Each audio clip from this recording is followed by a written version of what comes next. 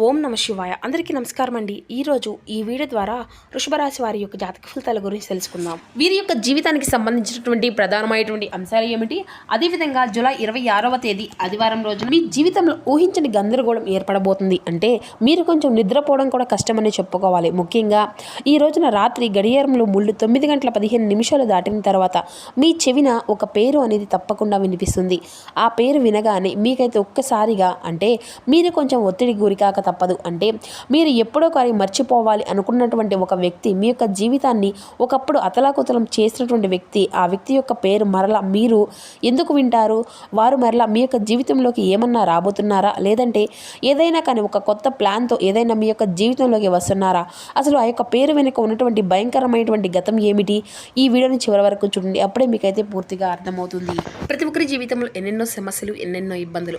ఇటువంటి సమస్యలతో బాధపడుతూ ఎక్కడెక్కడో జ్యోతిష్యం చూపించుకొని నిరాశ చెంది ఉన్నట్లయితే ఒక్కసారి ఏడుపైల వనదుర్గమ్మ భవానీ జ్యోతిష్యాలయం గురువుగారు గోపీరాజ్ గారు, మనం ఎక్కడున్న ఎటువంటి ప్రాంతంలో ఉన్నా ఒక చిన్న ఫోన్ కాల్ ద్వారానే కాంటాక్ట్ అవ్వచ్చండి. గురువుగారి యొక్క కాంటాక్ట్ నెంబర్ వచ్చేసి 9881559967.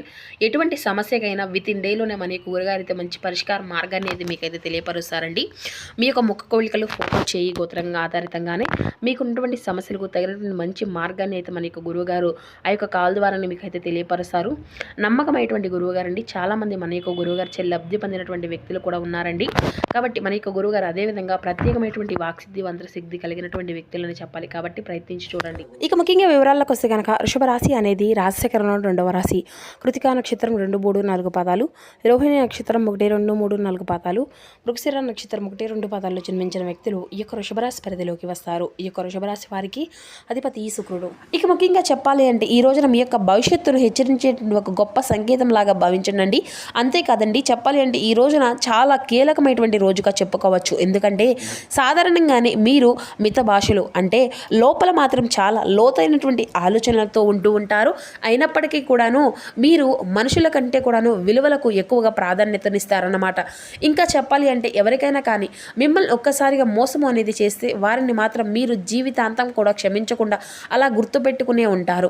మీ యొక్క మెదడు ఒక కంప్యూటర్ లాంటిది అనే చెప్పుకోవచ్చు. అంటే పాత జ్ఞాపకాలను, ముఖ్యంగా చెప్పాలంటే మీకు జరిగినటువంటి కొన్ని అన్యాయాలను మీరు అసలు ఎప్పటికీ కూడా మర్చిపోరు, అసలు సహించరు.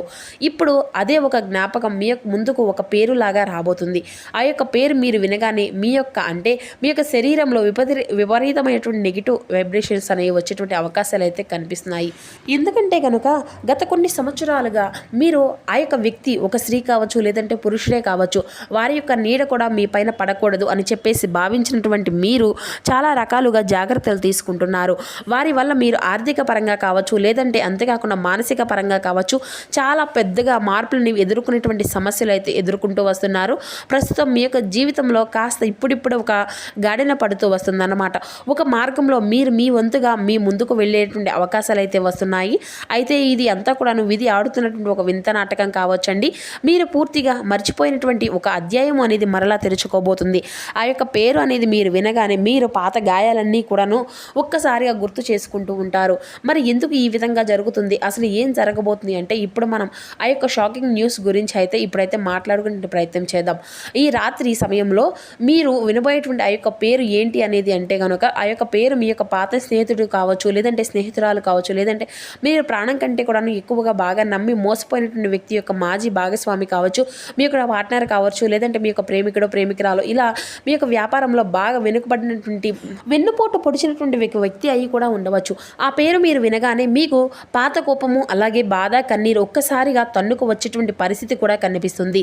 గత కొంతకాలంగా మీ చుట్టూ ఉన్నటువంటి వారు కూడాను అంటే మీ యొక్క పేరు పలకాలి అంటేనే మీ ముందు ఆలోచిస్తూ ఉండేటువంటి పరిస్థితి కూడా చాలా వరకు కనిపించింది కదండి.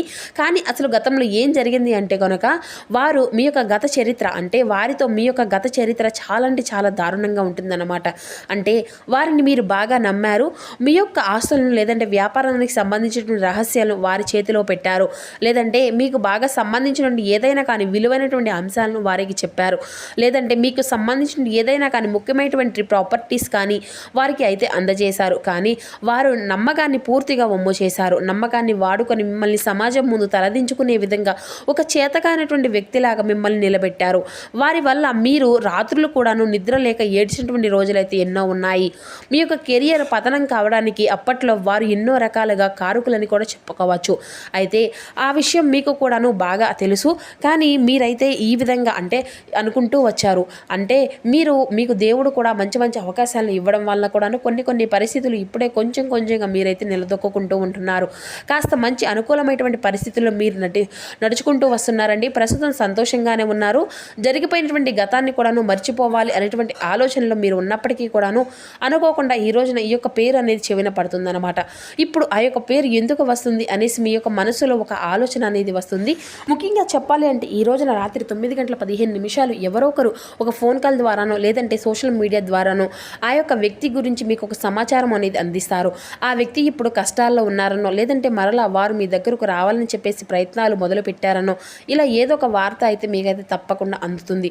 ఆ యొక్క వార్త మీరు విన్నంతనే మీ గుండె జల్లుమంటుంది. ఎందుకంటే ఆ పేరుతో పాటు వచ్చేటువంటి ఆ యొక్క వార్త ఏదైతే ఉంటుందో అంటే మీ యొక్క ప్రస్తుత ప్రశాంతతను కూడా దూరం చేసే విధంగా ఉంటుంది అని కూడా చెప్పుకోవచ్చు. అంతేకాదండి, అయితే ప్రధానంగా చెప్పుకోవాలి అంటే దానికి ఈ రోజే ఆ యొక్క పేరు అనేది వినడానికి మరికొన్ని కారణాలు కనుక గమనించినట్లయితే రేపటి రోజున ఆదివారం నాడు మీ యొక్క గ్రహస్థితి ప్రకారం మీ యొక్క జీవితంలో అంటే ఒక రుణానుబంధము అనేది మరలా యాక్టివేట్ అయ్యేటువంటి అవకాశాలు అయితే కనిపిస్తున్నాయి. పాత కర్మలు తీరక ముందే కూడాను ఆ యొక్క వ్యక్తి మరలా ఏదో ఒక రూపంలో మీకు తారసపడతారన్నమాట. ఇక ఆ వ్యక్తి ద్వారా మీకు అందవలసినటువంటి సమాచారం ఏదైతే ఉందో అది తప్పకుండా ఇంకా మిగిలే ఉంది. అందుకే ప్రకృతి మరలా ఆ యొక్క వ్యక్తిని మీ ముందుకు తీసుకురాబోతుంది అని కూడా చెప్పుకోవచ్చు. అయితే రేపటి రోజున శని యొక్క గమనం వలన కూడాను పాత సంబంధాలు చర్చకు వస్తాయి. అంతేకాదండి, రాత్రి ఈ సమయంలో చంద్రుని యొక్క ప్రభావం అనేది కూడా మీ యొక్క మనసుపై బలంగా కనిపిస్తుంది. అందుకే ఈ సమయంలో వినిపించేటువంటి ఆ యొక్క వార్త యొక్క అంటే మీ యొక్క మనసుపై పూర్తిగా లోతైనటువంటి ఒక ముద్ర అనేది వేయబడుతుంది అన్నమాట. ఇది అంతా కూడాను ఒక రకమైనటువంటి కర్మ, దాని యొక్క కర్మ పూర్వకమైనటువంటి ప్రక్రియ అనే చెప్పాలి. కాబట్టి ఈ విషయంలో మీరు ఎక్కువగానే పెద్దగా బాధపడవలసిన అవసరం ఏది కూడా లేదు. ఆ యొక్క పేరు వినగానే మీరు ఆవేశపడి మరలా వారితో మాట్లాడడానికి లేదంటే ప్రతీకారం తీర్చుకోవడానికి మీరు గనక ప్రయత్నం అనేది చేస్తే మరలా ఊహించని విధంగా అదే ఊబిలో కూరుకుపోవడానికి ఖాయమనే చెప్పుకోవాలి. కానీ గతంలో మీరు చేసినటువంటి తప్పు ఏంటి అనేది మీకు స్పష్టంగా అర్థమవుతుందండి. ఇక ఈసారి వారిని మీ యొక్క జీవితంలోకి ఎట్టి పరిస్థితుల్లో కూడా రానివ్వకుండా ఫుల్ స్టాప్ అనేది పెట్టేటువంటి అవకాశంగా కూడా ఎక్కువగా కనిపిస్తుంది.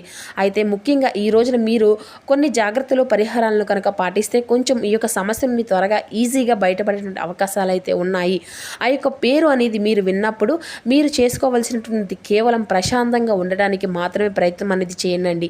ఎట్టి పరిస్థితుల్లో కూడాను మీకు కోపానికి అనేది గురి కాకూడదు. ఆ యొక్క వ్యక్తికి తిరిగి మరలా ఆ యొక్క ఫోన్ అనేది చేయడం కానీ లేదంటే ఇటువంటివి అన్నీ కూడా అసలు చేయకండి. రాత్రి పడుకునే ముందు ఓం నమః శివాయ అని మీ యొక్క మనసులో జపించుకోండి. ఆ యొక్క వ్యక్తికి సంబంధించిన ఎటువంటి వస్తువులు మీ యొక్క దగ్గర ఉన్నా కానీ వాటిని పక్కన పెట్టేయడమే చాలా అంటే చాలా మంచిదని కూడా చెప్పుకోవచ్చు. మరి అయితే బాగా గుర్తుపెట్టుకోవాల్సిన అంశం, పాతకాలపు మనుషులు మరలా వస్తున్నారు అంటే మన యొక్క జీవితంలోకి అది అంతా కూడాను మనల్ని ఇబ్బంది పెట్టకూడదు కదా. కానీ మీ యొక్క మనసులో ఇటువంటి ధైర్యాన్ని పరీక్షించడానికి ఆ యొక్క వ్యక్తుల యొక్క పేర్లు వినగానే మీరైతే భయపడవలసిన అవసరం కూడా ఏదీ లేదు. మీరు ఇన్నాళ్ళు నేర్చుకున్నటువంటి గుణపాఠాన్ని ఒక్కసారిగా గుర్తు చేసుకుంటే సరిపోతుందన్నమాట. ఆ యొక్క వ్యక్తి పేరు విన్న తరువాత మీరు ఖచ్చితంగా ఎలా ఫీల్ అవుతారు అనేది కూడా మీ యొక్క జీవితాన్ని నెక్స్ట్ జరగబోయేటువంటి ఒక అంశాలను మీ యొక్క కాలం అనేది ఖచ్చితంగా నిర్ణయిస్తుంది. కాబట్టి నేను ఖచ్చితంగా అయితే ఈ యొక్క విషయాల్లో ఒక క్లారిటీ అయితే ఇవ్వలేను కదండి. అయితే ఇటువంటి పరిహారాలను మాత్రం చిన్నపాటి పరిహారాలను అయితే ఖచ్చితంగా పాటిస్తూ ఉండండి. మీరు అంతా కూడా అప్రమత్తంగా ఉండండి. మీ యొక్క ప్రశాంతతను ఎవరికి కూడా ఇచ్చేట్లేదు కదా. క్రితంలో లాగానే మరలా మీరైతే మీ యొక్క సమస్యల పాలు కానక్కర్లేదు. కాబట్టి జాగ్రత్తగా ఉంటే సరిపోతుంది. అయితే ఈ రోజున తప్పకుండా ఉదయం సాయంత్రం ఇంట్లో దీపారాధన చేసుకోండి. అలాగే మీ యొక్క మనసులో బలంగా ఉంచుకోవడానికి ప్రయత్నించండి. అలాగే ఆదిత్య హృదయాన్ని అనేది పాటించండి. సూర్య నమస్కారం చేసుకోండి. బయటకు వెళ్ళే ముందు అయితే కొంచెం జాగ్రత్తలు అనేవి పాటించి సింధూరాన్ని నుదుటను ధరించండి. హనుమంతుల వారి యొక్క ఆలయ దర్శనం చేసుకోవడం కూడా మీకు ఎంతో శుభప్రదంగా ఉంటుంది. ఈ విధంగా చేస్తే మీ యొక్క శత్రువులు ఉన్నా కానీ వారిని తప్పకుండా అంటే వారు ఏదైనా కానీ పన్నంగాలు వేసినా కానీ అవి అంతా కూడా చిత్తు అవుతాయన్నమాట. మీ మనసులో ఏర్పడేటువంటి ఎన్నో రకాల అనుమానాలు, అవమానాలు, అలాగే సంకోచాలు భగవంతుడు ఏదో ఒక రకమైనటువంటి మంచి సహాయాన్ని అయితే ఇస్తాడు. ఇక ముఖ్యంగా ఈ రోజున లక్ష్మీదేవికి ఆరాధనని చేసుకోండి. ఉద్యోగంలో పెను మార్పులు, అలాగే వ్యాపారంలో మార్పులు కూడా ఈ రోజున మీకు చాలా ఎక్కువగానే కనిపిస్తున్నాయి. పూర్తిగా మీకు ధనాదాయం అనేది కలిగేటువంటి అవకాశాలు కూడా కనిపిస్తున్నాయండి. అంతేకాదు ఈ రోజున తప్పకుండా లక్ష్మీదేవి యొక్క ఆరాధన చేసుకోవడం వల్ల మీకు ధనానికి సంబంధించినటువంటి ఇబ్బందులు అనేవి తొలగిపోతాయి. సాయంత్రం వేళ లక్ష్మీదేవి ముందు ఆవు నేతితో దీపం అనేది వెలిగించండి. ఓం శ్రీ మహాలక్ష్మీదేవితే నమః అనేటువంటి ఈ నామాన్ని అయితే జపించండి. ఇక ఎవరైనా కానీ తెల్లని స్వీట్ కానీ లేదంటే పాలు కానీ దానం దానంగా ఇవ్వడం అయితే చాలా మంచిదండి.